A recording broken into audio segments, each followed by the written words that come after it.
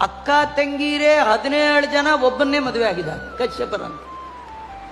ಅದಿತಿ, ದಿತಿ, ಧನು ಮತ್ತೆ ಮುನಿ, ತಾಮ್ರ ಇವರೆಲ್ಲ ಹೆಂಡತಿಗಳ ಹೆಸರು.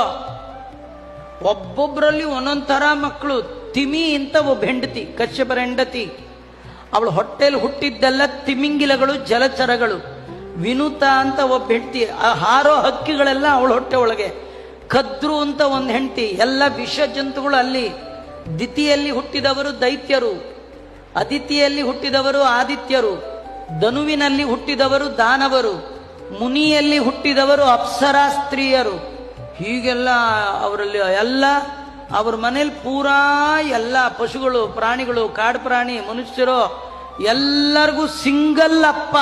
ಯಾರದು? ಕಶ್ಯಪ. ಅದಕ್ಕೆ ಇವತ್ತು ಗೋತ್ರ ಗೊತ್ತಿಲ್ಲದೆ ಇದ್ದವ್ರು ಯಾವ ಗೋತ್ರ ಹೇಳಬೇಕು?